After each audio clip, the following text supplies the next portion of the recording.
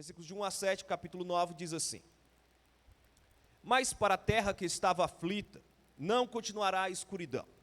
Deus, nos primeiros tempos, tornou desprezível a terra de Zebulon e a terra de Naftali. Mas, nos últimos tempos, tornará glorioso o caminho do mar, além do Jordão, Galiléia dos gentios. O povo que andava em trevas viu grande luz, e aos que viviam na terra da sombra da morte, resplandeceu-lhes a luz. Tu, Senhor, tens multiplicado este povo e aumentaste a sua alegria. Eles se alegraram diante de ti, como se alegraram no tempo da colheita, e como exultam quando repartem os despojos. Porque tu quebraste o jugo que pesava sobre eles, a vara que lhes feria os ombros e o cetro do seu opressor, como no dia da vitória sobre os midianitas. Porque toda bota com que o guerreiro anda no tumulto da batalha e toda roupa revolvida em sangue serão queimados, servirão de pasto ao fogo. Porque um menino nos nasceu, um filho se nos deu. O governo está sobre os seus ombros, e o seu nome será Maravilhoso Conselheiro, Deus Forte, Pai da Eternidade, Príncipe da Paz. Ele estenderá o seu governo, e haverá paz sem fim sobre o trono de Davi, e sobre o seu reino, para o estabelecer e para firmar com juízo e com justiça, desde agora e para sempre. O zelo do Senhor dos Exércitos fará isso. Meus amados, temos um Natal diferente este ano. Temos um Natal complexo, estamos em tempo de pandemia, temos decretos estaduais, decretos na nossa cidade, enfim, várias questões envolvendo este tempo. E, na verdade, vivemos um tempo de muitas notícias. Turbilhão de notícias tem nos atacado diariamente. Na verdade, 24 horas. Se nós pararmos e ficarmos lendo todas essas notícias, certamente nós ficaremos loucos. E isso tem ficado cada vez mais grave. Mas, há muito tempo, o jornalismo, ele tem um modo de operação, que é justamente de fazer com que notícias temerosas, notícias alarmantes, elas tomem toda a pauta dos nossos dias. Eu lembro quando era criança, existia um vírus, que ainda existe, e é um vírus muito grave, que na década de 90, mais ou menos, aí, nos anos 96, 97, não lembro exatamente, houve um grande surto de uma doença chamada ebola. Alguns devem conhecer, já devem ter ouvido falar sobre esta doença lá na África. Eu era criança nessa época, e eu ficava escutando as notícias do jornal, e eu fiquei com muito medo. Eu era uma criança, mas eu estava apavorado com ebola. Um negócio que ainda estava na África. Um negócio mais as notícias que chegavam, né, até o Brasil e o surto e todas essas coisas. E eu realmente fiquei muito apavorado naquela época. Até que, graças a Deus, não houve o surto como se imaginava, né, e eu pude levar a minha vida. Mas eu lembro que eu fiquei muito apavorado. E se não tivessem outros tipos de notícias, a gente certamente ficaria louco com este tempo. Então, essas notícias, esse tempo, tende a abalar o nosso emocional. Porque são notícias tristes, notícias ansiosas, notícias que querem chamar toda a nossa atenção. Agora, um tempo muito parecido era o que havia ali nos dias de Isaías.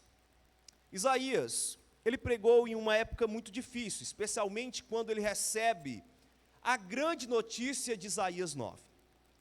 Mas o tempo em que ele vivia era um tempo complicadíssimo. Judá tinha esse tempo triste, justamente porque poucos anos atrás já tinha um cativeiro, que foi o cativeiro assírio, que tinha destruído todo o reino do norte, que fazia parte de Israel. Além disso, o reino de Judá estava sendo reinado por um péssimo rei, por um péssimo governante. Esse homem, Acás, chegou à afronta de queimar o seu próprio filho, bebê, a Moloque. um ídolo pagão dos assírios. Além disso, o rei Acaz, ele se prostra diante da Assíria, uma nação pagã, e fica lá e se entrega a esta nação. Também havia pobreza em Judá, havia muitas dificuldades, porque a Assíria cobrava muitos impostos. Então, juntando tudo isso, ainda tinha um risco de iminente guerra. E era exatamente o que estava acontecendo agora, um risco de uma grande guerra entre a Síria, entre a região também, ali que estava ao lado, né, de Israel, então entre o Egito, enfim, havia muitas questões a serem resolvidas naquele tempo. Havia muita ansiedade, havia certamente algo muito complexo naquele tempo. Mas diante de tudo isso, vem um oráculo para o profeta Isaías. E um oráculo é uma grande notícia, uma notícia que o profeta recebe, e uma notícia que tem a capacidade de transformar aquela situação. Mas nós vamos ver que essa notícia que chega até Isaías é uma notícia que não tem apenas a capacidade de mudar o reino de Judá, mas de mudar toda a história do mundo. Por isso que a nossa mensagem de hoje é a melhor notícia da humanidade. Neste Natal eu quero apresentar a melhor notícia da humanidade. Temos aqui, meus irmãos, 3 evidências baseadas nesse texto, de que o Natal transformou a história humana para sempre. 3 evidências que nos declaram como é importante o Natal para nossas vidas. Não apenas a questão de que nos reunimos, de que as nossas famílias ficam fazendo ceias, ou coisas desse tipo. Isso é muito bom, mas é muito mais importante e emblemático do que essas coisas. O Natal, ele transformou a história mundial. E o primeiro aspecto e a primeira evidência que eu quero trazer para os irmãos é exatamente que o Natal traz a luz sobre os homens. O Natal ilumina a vida dos homens que estão nas trevas do pecado. Essa é a primeira grande evidência que o mundo foi transformado pelo Natal. Quando nós observamos aqui o versículo 1, um versículo grande, mas diz o seguinte, ele relata um pouco da história, né, de Israel. Porque ele diz o seguinte: mas para a terra que estava aflita, não continuará a escuridão. Deus, nos primeiros tempos, tornou desprezível a terra de Zebulon e a terra de Naftali. Mas, nos últimos tempos, tornará glorioso o caminho do mar, além do Jordão, Galileia dos gentios. Por que isso aqui é interessante? Por que Isaías está trazendo essa informação? Porque ele está falando sobre a guerra que os assírios fizeram com o reino do norte. E o reino do norte foi dizimado. Por isso que ele fala aqui de 2 regiões. Fala da terra de Zebulon e a terra de Naftali, que estão ali exatamente no norte de Israel. Essas 2 terras foram as primeiras a serem devastadas pelo cativeiro assírio. Foi o primeiro grande momento onde Israel começou a perder o seu território. Todo o reino do norte foi perdido nesse tempo. Então era uma terra destruída. Naquela terra só havia escuridão. E no sentido mesmo de guerra. As pessoas estavam desesperançosas. As pessoas estavam amedrontadas. As pessoas estavam realmente infelizes naquele tempo. E diz então que esses habitantes de Zebulon e de Naftali, eles realmente estavam com medo, estavam vivendo uma vida caótica, mas vai dizer que nos últimos tempos vai acontecer algo na história daquele povo, que aquele povo vai mudar a sua situação, vai ter a sua situação transformada. E diz então que além do Jordão, a Galileia dos gentios vai ter um novo tempo. E que novo tempo é esse? Exatamente o versículo 2, onde diz assim: o povo que andava em trevas viu grande luz, E aos que viviam na região da sombra da morte, resplandeceu-lhes a luz. Meus irmãos, quando nós estamos atribulados, quando o nosso coração está cheio de temor, quando a nossa vida anda em trevas, muitas vezes trevas, não apenas pela situação em que vivemos, mas porque o nosso próprio coração está abatido, o nosso próprio coração está temeroso. Então, diante de tudo isso, diante dessas trevas, nós precisamos de uma luz que nos dirija, e essa ideia de luz é exatamente que nos faça enxergar algo além dessa situação. A terra da sombra e da morte, a sombra da morte, ou seja, um local de desolação, esse local vai receber a vida, esse local vai receber bênçãos, que vão iluminar todas as coisas, bênçãos que são além daquilo que eles estavam vivendo. E quando a gente pega a história aqui de Zebulon, Naftali, justamente a região da Galileia, onde tinha o mar da Galileia, foi exatamente o local onde Jesus pregou. Então o Natal trouxe uma transformação para aquelas pessoas.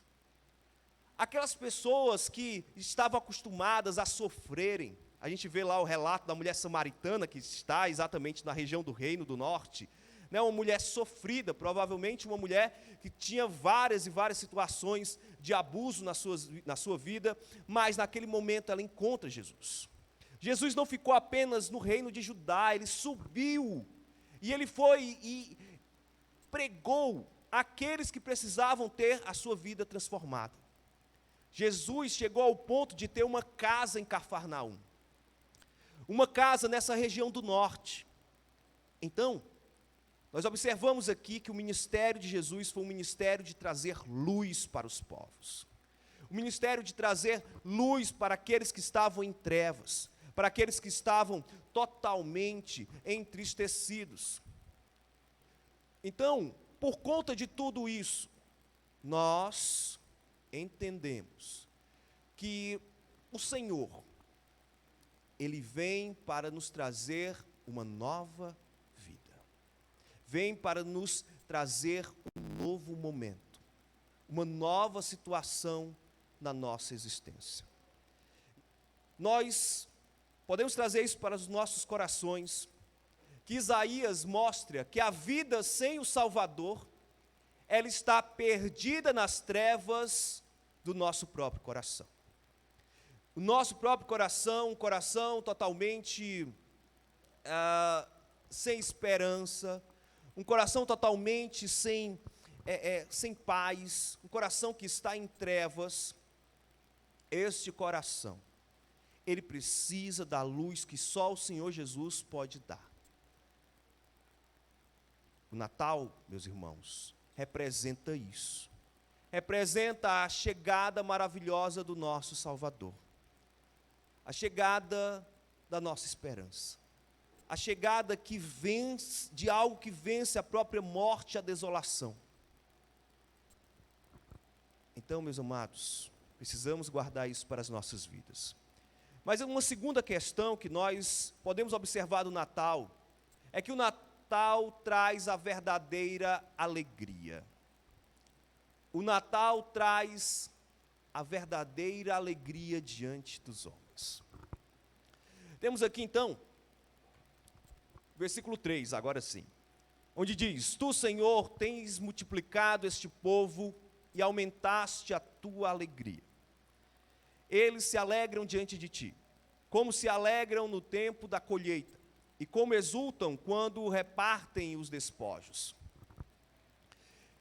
Versículo 3 aqui, meus amados, nos aponta algo realmente especial para aquele povo. Aquele povo acostumado com a dor, acostumado com o sofrimento. Agora este povo está encontrando no Natal a sua verdadeira alegria. Uma alegria que vence o mundo. Uma alegria que vence as questões complicadas da nossa existência. essa primeira parte do versículo 3 nos aponta que mesmo nos momentos das trevas, nos momentos realmente de sofrimento, é onde nós devemos nos apegar. É exatamente na chegada do nosso Salvador. Então o Senhor multiplica este povo, e a ideia é justamente de multiplicar, uma ideia não de guerra, porque quando você está em guerra, o povo faz é diminuir, o povo faz é morrer, mas em momentos de alegria, ele faz é crescer. Então, quando temos aqui esta informação, nós temos uma informação de grande alegria, porque temos este povo não crescendo apenas no sentido numérico, no sentido aqui de pessoas nascendo, mas de pessoas sendo convertidas ao Senhor, de pessoas realmente sendo transformadas, pessoas sendo novamente mostrado a elas o que é a verdadeira felicidade diante dos homens. Então diz aqui que como se alegram no tempo da colheita e como exultam quando repartem os despojos.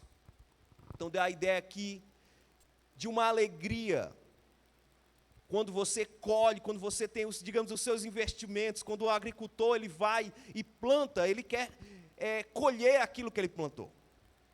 Diz também que eles exultam, ou seja, se alegram quando eles repartem os despojos, ou seja, quando vencem a batalha, no final daquela batalha, tem os despojos, ou seja, aquilo que sobrou, então armas, às vezes tesouros. Esses tesouros eles são repartidos com os vitoriosos. Então temos aqui uma ideia de alegria, temos aqui uma ideia de que estes homens estavam recebendo de Deus uma grande bênção, recebendo de Deus justamente uma alegria que ultrapassa as dificuldades deste mundo. Fala aqui do versículo 4, quando diz o seguinte: porque tu quebraste o jugo que pesava sobre eles, a vara que lhes feria os ombros e o cetro do seu opressor, como no dia da vitória sobre os midianitas. Interessante aqui, que ele também faz uma recapitulação histórica de alguns momentos. Mas antes disso, ele fala, quebraste o jugo que pesava sobre eles. O que é o jugo? O jugo é exatamente quando dois bois iam arar a terra, existia aquele jugo que era algo que unia os animais, para que eles fizessem aquele serviço. Então a ideia aqui de escravidão.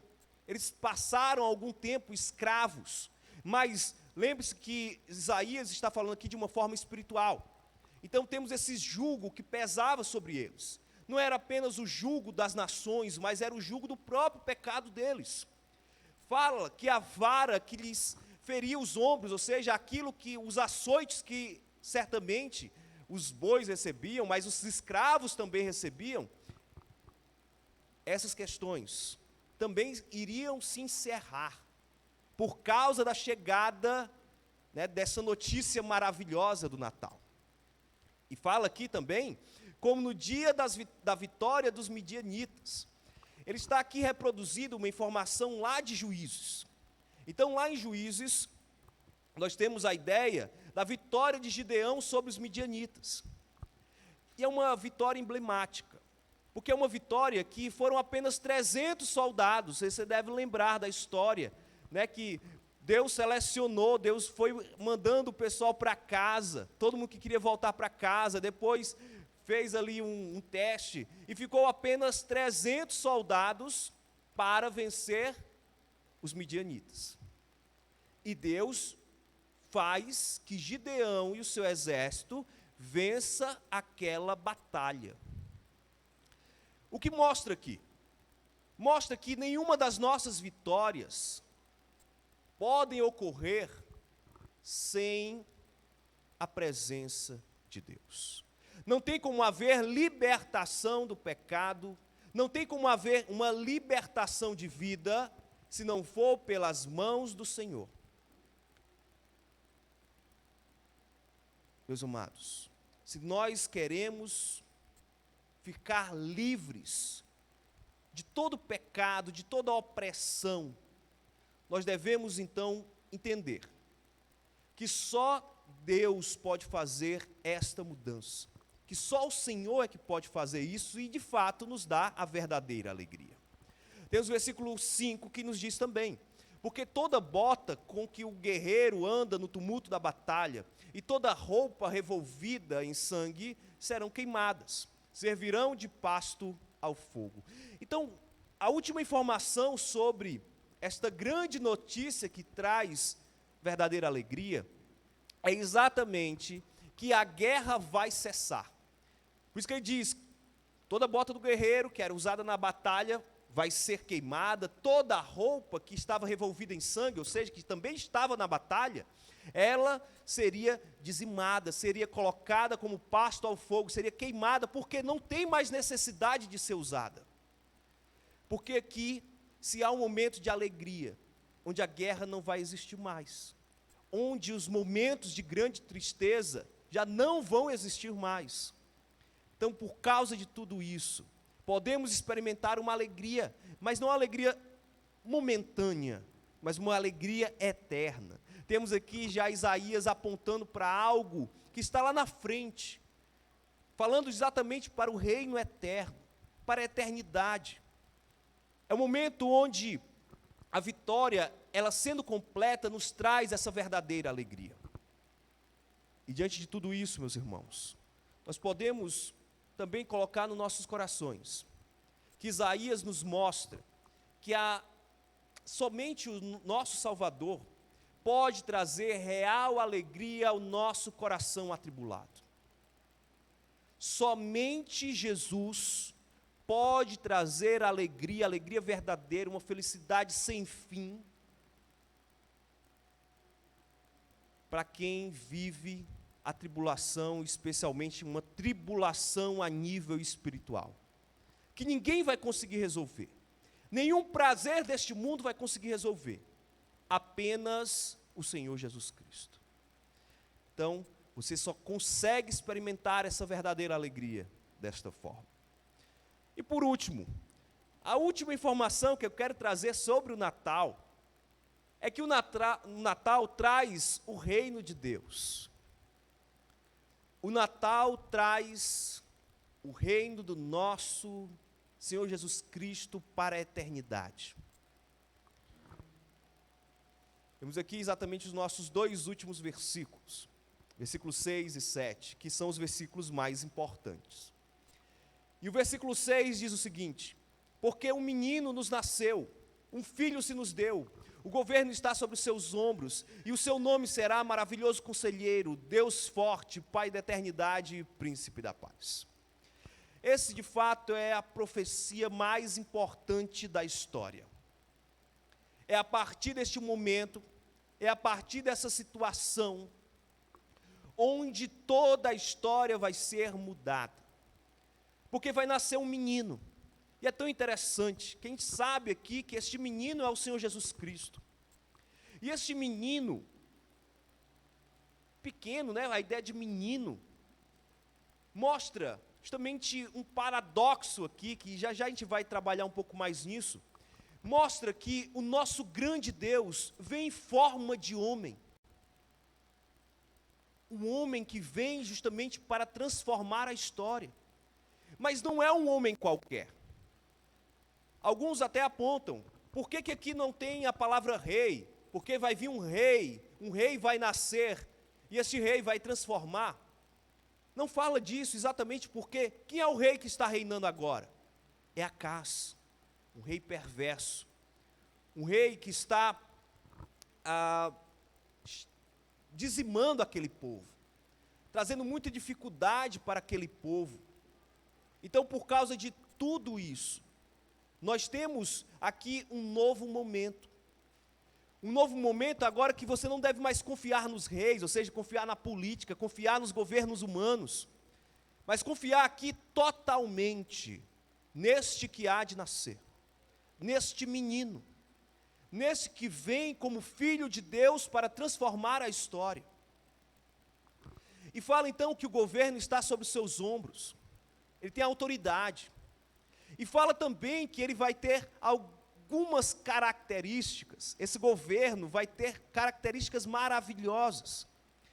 Alguns vão apontar e vão fazer uma divisão aí de 5, pelo menos, características, mas a nossa versão, e eu creio que ela está correta na maneira como ela traz, 4 características: maravilhoso conselheiro, Deus forte, Pai da eternidade, príncipe da paz.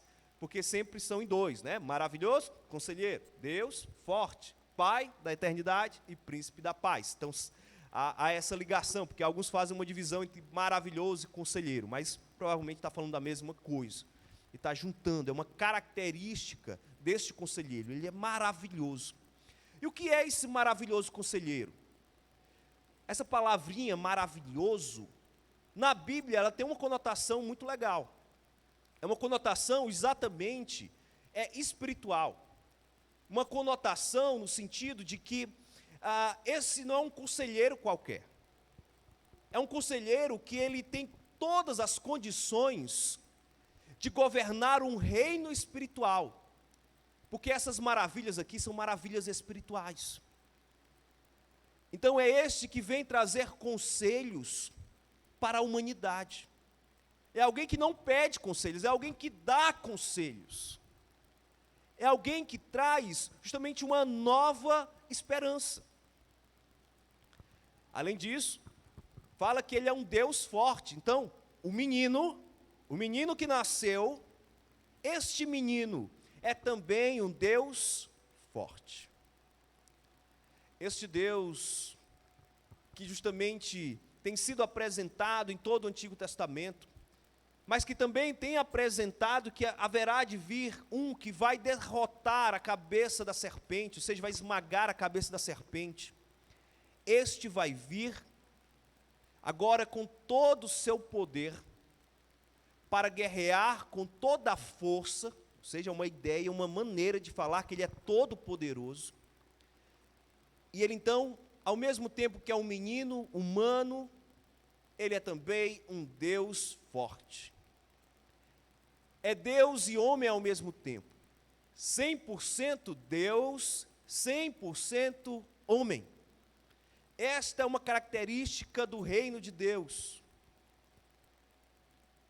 Mas fala mais, é Pai da eternidade, não é um governo com um tempo específico, com alguns anos, 4 anos, ou 5 anos, ou, enfim, uma vida, não, uma geração, não. É por toda a eternidade.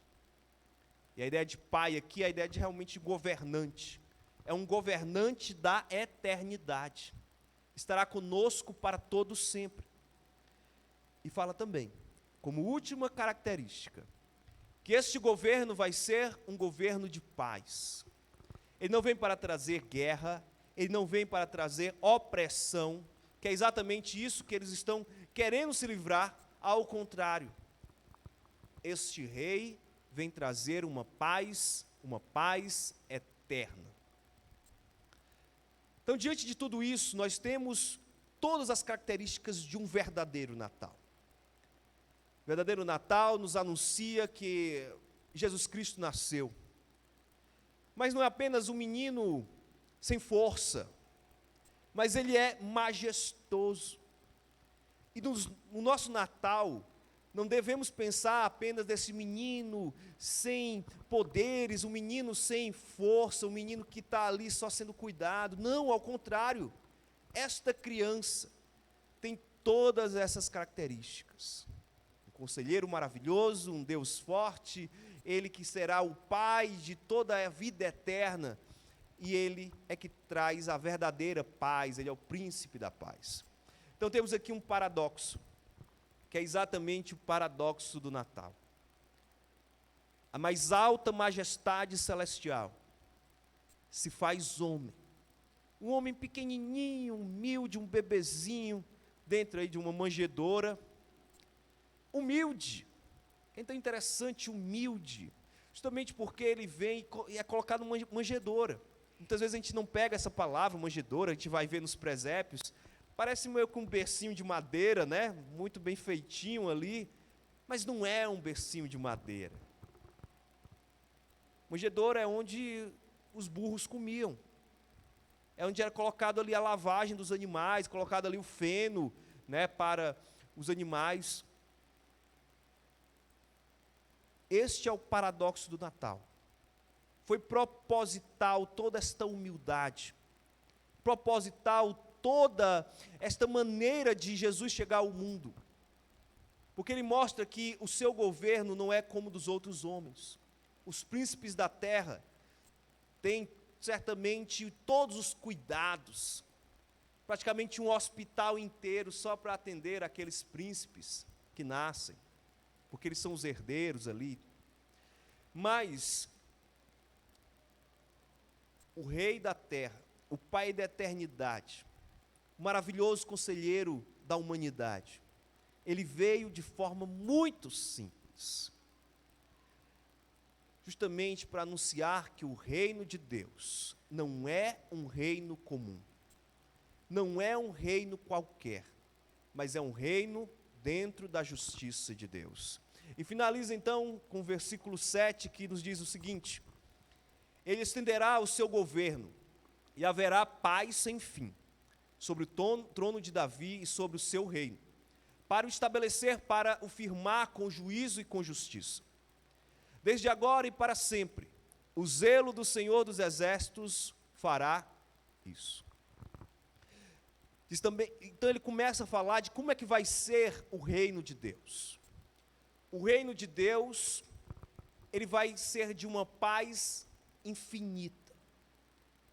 Não vai haver mais questões complexas no nosso coração, mais trevas dentro do nosso coração, porque o pecado será exterminado, o pecado será dizimado, e por conta disso haverá uma vida eterna sem problemas, sem guerras, sem lutas, e o nosso coração não vai viver mais as agruras dos nossos dias, que temos, vez por outra, pensado em problemas, ficamos abalados com notícias tristes que chegam até nós, mas, quando começar o reino de Deus, notícias como essas não vão mais acontecer, porque o trono de Davi, que é uma forma de explicar, justamente um trono que é aguardado, que foi prometido para Davi, e Davi recebe justamente na sua aliança, que um de seus herdeiros vai ter um trono para a eternidade. Então, por isso que aqui Isaías resgata essa ideia, né, dentro dessa profecia, para dizer que este trono, o trono de Davi, ele vai realmente ser estabelecido a partir deste menino. E diz então que a paz sobre o seu reino, e esta paz justamente era para afirmar justiça e um juízo correto, ou seja, um juízo reto, um juízo que não vai mais ser baseado no pecado, nos governos deste mundo, nos governos corruptos deste mundo. Não, agora é de uma justiça plena, uma justiça que nasce do coração de Deus. As fontes dessa justiça estão dentro do coração de Deus.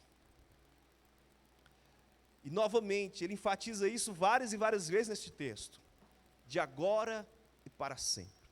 Quando este menino vier, começa então o reino de Deus. É a partir da chegada deste menino que o reino de Deus se estabelece no mundo.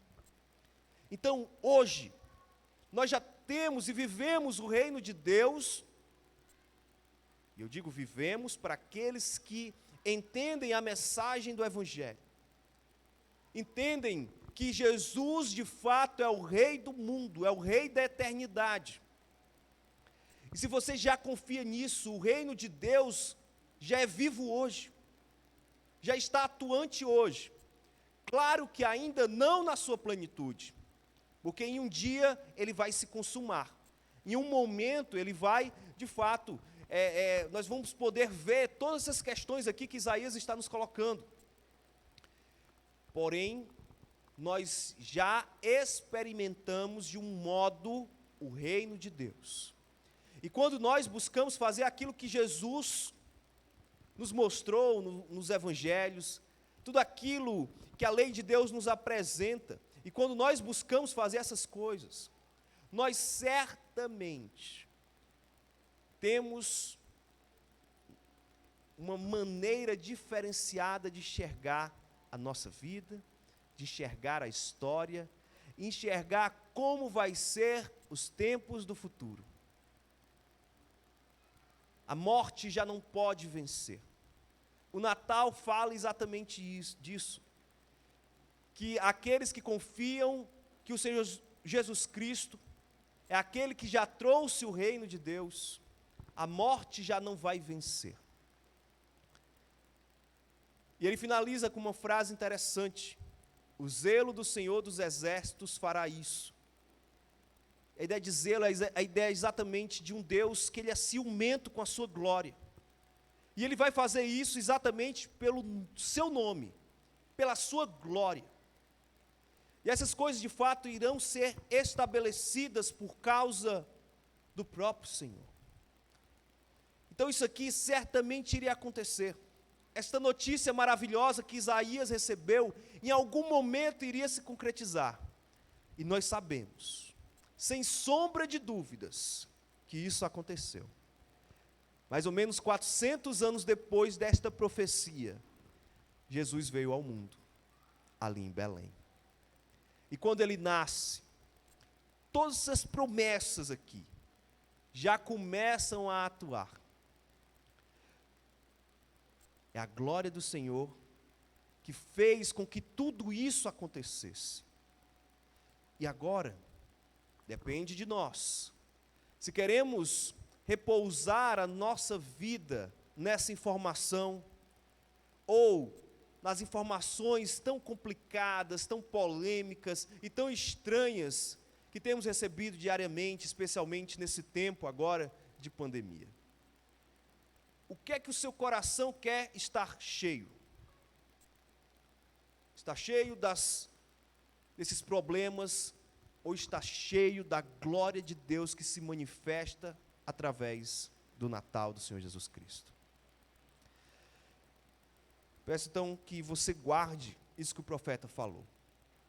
O profeta ele está anunciando aqui que o príncipe da paz chegará para trazer o reino eterno de Deus a todos os homens. Aos homens que se dobram à sua vontade, entendem e querem viver no reino de Deus. Em cima disso, meus amados, nós podemos então extrair alguns ensinos para as nossas vidas. O primeiro deles é que o Salvador, ele pode resgatar a sua vida das trevas do pecado. O Salvador, o Senhor Jesus Cristo, aquele que é a mensagem do Natal, ele tem o poder de resgatar a sua vida e a sua história das trevas do pecado. Mas também, nenhuma alegria deste mundo vai conseguir substituir a notícia que a sua alma foi liberta do inferno. Porque aqueles que menosprezam a informação do Natal, que menosprezam aquilo que Isaías falou, esta promessa tão maravilhosa, esse oráculo tão perfeito sobre o Senhor Jesus Cristo, e aqueles que menosprezam essa informação, certamente habitarão longe da presença de Deus. E esse lugar chamamos de inferno. Mas se você quer viver um constante Natal, pelo menos falando da ideia da comunhão e do momento maravilhoso de Natal que é realmente, se você quer viver isso de uma forma ainda muito mais intensa, viver esta verdadeira alegria na sua vida, você precisa se entregar à mensagem verdadeira do Natal, que é a mensagem de salvação, a mensagem de transformação de vidas.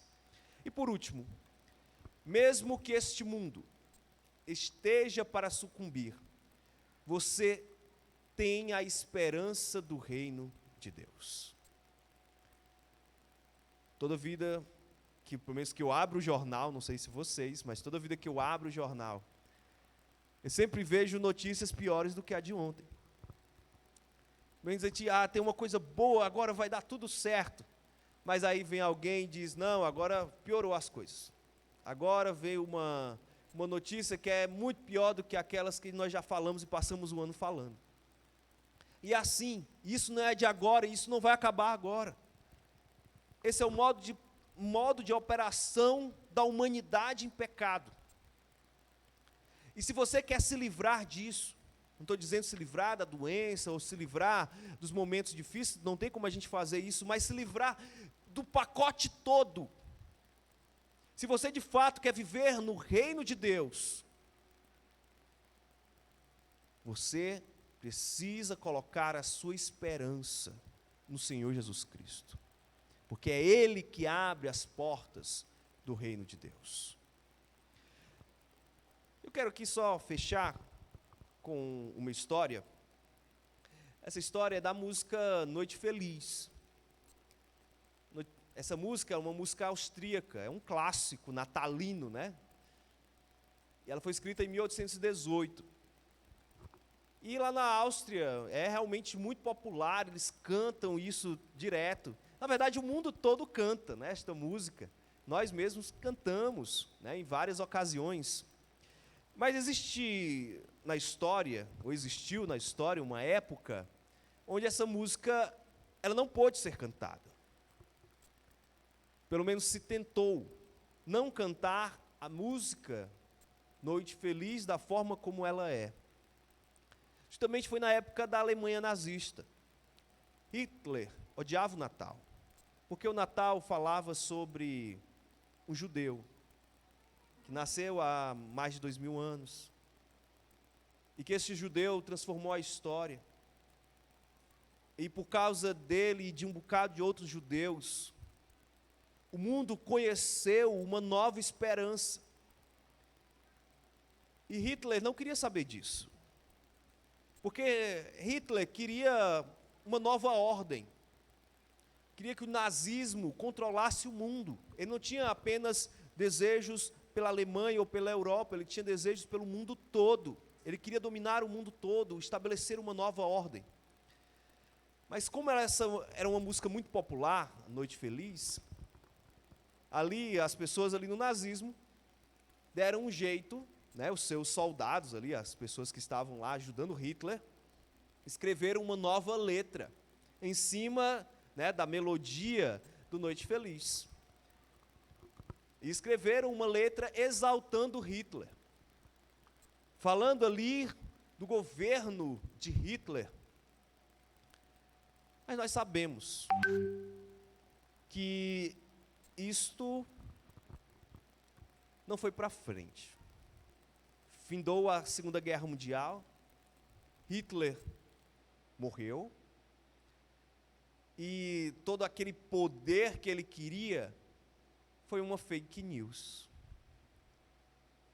Aquela mudança, aquela notícia que ele espalhou na Alemanha que não podia mais cantar Noite Feliz, aquela notícia era mentirosa, porque certamente ali na Alemanha haviam ainda crentes, e certamente em outras partes do mundo haviam ainda crentes, e mesmo os povos dominados ali pela Alemanha nazista, muitos deles cantaram Noite Feliz. Mas a versão de Hitler morreu com ele. Nunca mais nós escutamos isso. Só se você pesquisar muito, e depois de muito pesquisar que eu fui atrás dessa informação e consegui essa informação. Mas esta música, escrita lá em 1818, Noite Feliz, hoje é reconhecida pela Unesco como um patrimônio imaterial da humanidade. Uma música que fala sobre transformação, de um mundo transformado, de um mundo de paz, por causa do nascimento do Senhor Jesus Cristo. Então, baseado nisso aqui,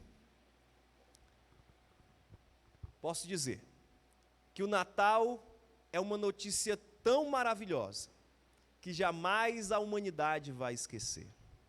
Nós praticamente já esquecemos Hitler. A gente lembra as suas maldades, mas o seu poder, a sua glória, o seu governo, a gente não está nem aí.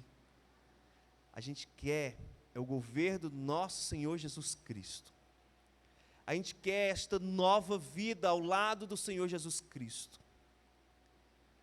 Por isso que temos digamos assim, um slogan aqui para a nossa igreja, se podemos dizer assim, que é Viva Jesus. E mais do que nunca, nesta noite que nós nos reunimos aqui para falar sobre o Natal, estamos falando de você viver Jesus. E muitas casas se esquecem de chamar o aniversariante. Se esquecem de lembrar de Jesus. Se esquecem de colocar Jesus no centro. Mas neste Natal, comece a fazer um novo compromisso. Fazer um compromisso de uma nova vida para Jesus. Celebre a sua vida com Jesus de maneira intensa neste Natal. E não pare hoje, não pare amanhã, que é o feriado de Natal. Continue para o resto da sua vida. Entregue-se totalmente ao Senhor Jesus Cristo. Vamos orar. Senhor Santo Deus, nosso Pai maravilhoso, eu te agradeço, ó Pai, por este momento. Eu te agradeço, ó Pai, por nos abençoar com esta profecia tão maravilhosa, que tem transformado a história, que tem sido a notícia mais importante, mais alentadora de todas as notícias, que mesmo num turbilhão de coisas complicadas, essa notícia sempre tem o poder de nos dar uma nova esperança. Ó Pai, nos ajuda a viver para Ti. É o que eu te peço, que este Natal seja um Natal de grandes e grandes bênçãos. Em nome do Senhor Jesus Cristo, amém.